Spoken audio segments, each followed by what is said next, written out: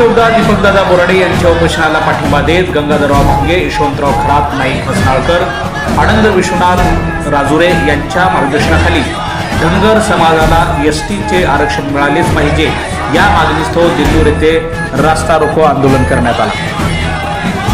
धनगर समाजाचे लोकनेते एक अभ्यासू व्यक्तिमत्व म्हणून ओळखले जाणारे यशवंतराव खरात, नाईक हसनाळकर यांनी धनगर समाजाचा इतिहास कथन करत आरक्षणाच्या मुद्द्यावर ठाम राहत धनगर समाजाच्या आरक्षणासाठी संघर्षयोद्धा दीपकदादा बोराडे यांनी करत असलेल्या उपोषणाची शासनाने त्वरित दखल घ्यावी, अन्यथा तीव्र आंदोलन करण्यात येईल असा इशाराही दिला।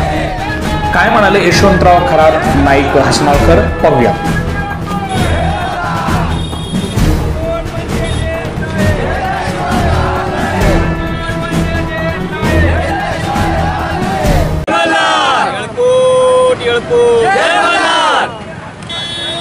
एसटी आरक्षण आमच्या हक्काचं, एसटी आरक्षण आमच्या हक्काचं, आपली प्रमुख मागणी काय आहे आणि कशासाठी आजचा हा रास्ता रोको आंदोलन आपण थोडासा आमची प्रमुख मागणी गेल्या 50 ते 55 वर्षापासून ही मागणी आमची प्रलंबित पडलेली आहे।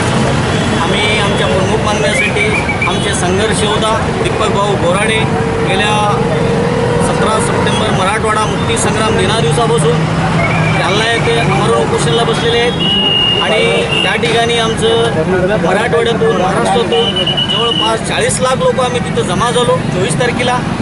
आणि शासनाला आमचं एकच म्हणणं आहे की बाबा आम्हाला बाबासाहेबांना घटनेमध्ये दिलेलं आहे ऑलरेडी, आम्ही मागत नाही नवीन कोणाला, आम्हाला द्या, आम्हाला पाहिजे असं काही नाही। आम्हाला बाबासाहेबांना संविधानामध्ये दिलेलं आहे आणि त्या संविधानामध्ये दिलेलं फक्त आमची अंमलबजावणी करा म्हणून गेल्या वेळेस देवाभाऊ हे 2014 आले होते आमच्या मागणीस, आमची मागणी पुरा करतो म्हणून, पण काही मागणी मान्य झाली नाही। पण सत्ता सध्या तुमची आहे, राज्यात सत्ता तुमची आहे, केंद्रात सत्ता तुमची आहे। आमची जी मागणी आहे अंमलबजावणीची, धनगर समाजाची भूमिका सरकारच्या विरोधात कशा पद्धतीने का पाहायला मिळेल, येत्या 4-2 दिवसात आम्हाला ज्या सरकारनं सध्या चालू सरकारनं जर आमचं प्रश्न मिटवलं तर आमची सरकारशी अजून पुढे संबंध चांगले राहतील।